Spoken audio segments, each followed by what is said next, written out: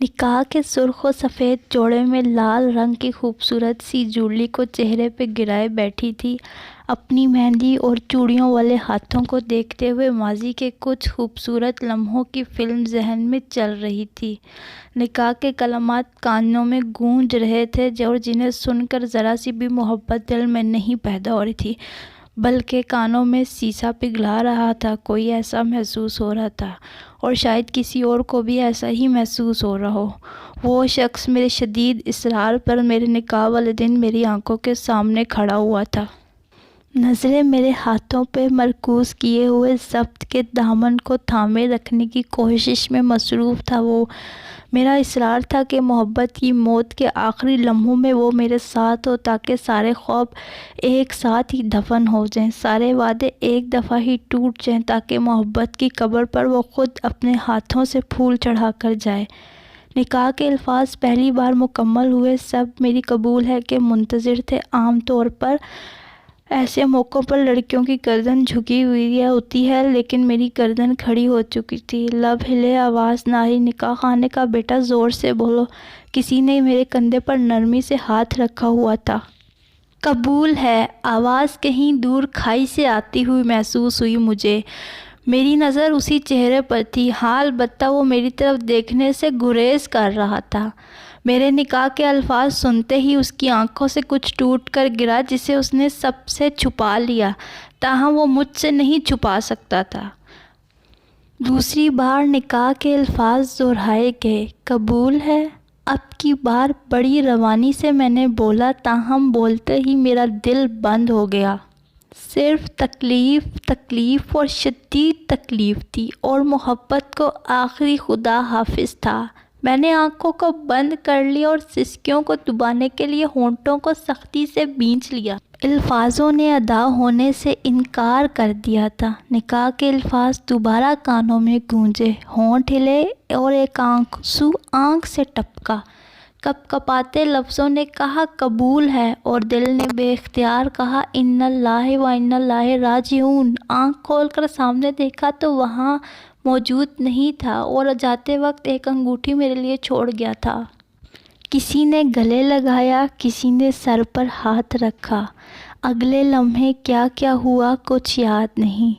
ہجر کا لمحہ تمام ہوا۔ ایک قیامت تھی جو کہ گزر گئی، لیکن قیامت بھی تو گزر جاتی ہے نا، سو گزر گئی۔ بات یہ نہیں تھی کہ وہ بے وفائی کر گیا تھا، یا میں اپنے وعدوں سے ہٹ گئی تھی۔ بات یہ تھی کہ میں اپنے ماں باپ کی آخری خواہش پوری کر رہی تھی، اور وہ میرے کہنے پر اپنے تایا جان کی خواہش کا احترام کر رہا تھا۔ انگوٹھی کو میں نے مٹھی میں دبا لیا تھا۔ نکاح کے بعد کمرہ خالی تھا، صرف میری ایک دوست میرے ساتھ وہاں موجود تھی۔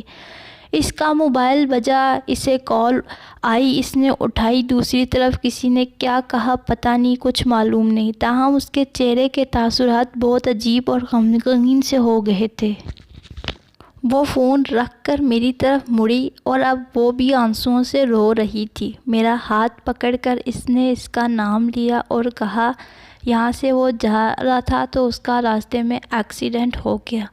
میرے ہاتھ اس کے ہاتھوں سے نکل گئے، انگوٹھی دور جا گری، اور آگے الفاظ سننے سے میرے کانوں نے صاف انکار کر دیا۔ میرا دل چاہا کہ میں کانوں پر ہاتھ رکھ کر کسی گفا میں چھپ جاؤں اور میرے سننے کی صلاحیت ختم ہو جائے۔ ساتھ ہی میری دوست بولی ایکسیڈنٹ ہوا اور وہ بچ نہیں سکا۔ یہ سنتے ہی میں جھٹکے سے زمین پر بیٹھ گئی، کیوں نہ کہ اب کھڑے ہونے کی سکت میرے اندر ختم ہو چکی تھی۔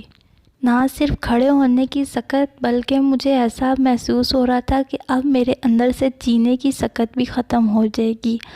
میرا دل ایسے بند ہوا جیسے میں اندر ہی اندر گھٹ کر مرنے لگی تھی۔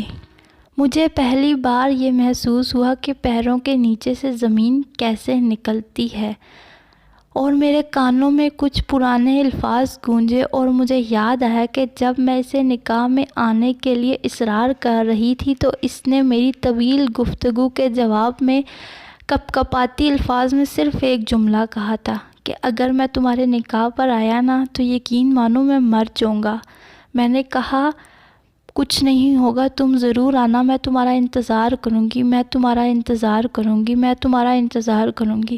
اور جواب میں وہ صرف ایک ہی بات کہہ رہا تھا، یقین مانو میری جان، میں مر جاؤں گا اگر میں تمہارے نکاح میں آیا، میں مر جاؤں گا، میں مر جاؤں گا۔ اور وہ واقعی ہی اپنے قول کا پکا نکلا، وہ مجھے کسی اور کا ہوتا نہیں دیکھ سکا اور وہ مر گیا۔